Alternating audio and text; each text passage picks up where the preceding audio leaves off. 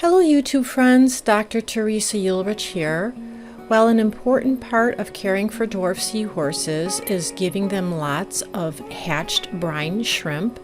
And today I'm going to be demonstrating an experiment that I've been doing with decapsulating brine shrimp eggs. Now, there are lots of recipes available online, and I tried to use a modification of one that I found that I thought was pretty simple for me.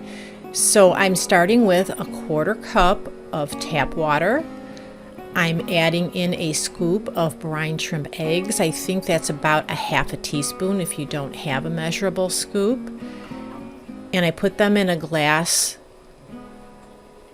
for about 30 to 60 minutes to let the eggs pre-soak. Then after that amount of time, when the eggs become saturated, I take about a 1/4 cup of bleach and I add it to the brine shrimp egg water. While the bleach is doing its job in processing the eggs and dissolving the shells, I stir it through the process. Now this process with this particular recipe takes about 10 or 15 minutes. And what I'm waiting for are the shells of the brine shrimp eggs to start disintegrating and revealing the inner core, which will be a bright orange. And when this is complete, the bright orange will be rinsed and then ready to hatch, and ideally it will be a shell-free hatching experience. There won't be any floating shells afterwards. So this is a time-lapsed version of the process, and you'll notice this is about maybe 13 minutes long, this whole video that I've reduced to about a minute and a half.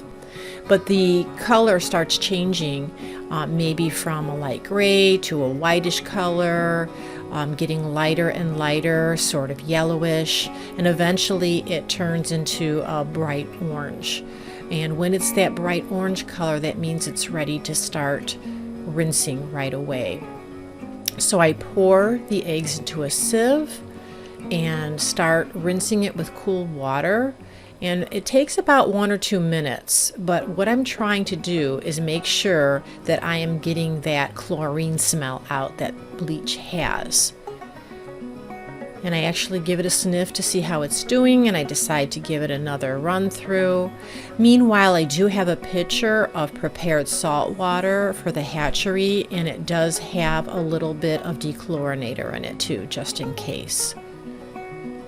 So once I'm finished completely rinsing and I feel like the dechlorinator, or I should say the chlorine is out, I add the eggs into the hatcher, and then I top off the hatcher and I put it in the vessel where it will get plenty of light and heat. This is just an old 2-gallon aquarium that I use, and it's perfect. It prevents spray, it contains the heat, and offers light. Hopefully some of you have found this useful. Thanks for watching. I look forward to seeing you next time. Take care.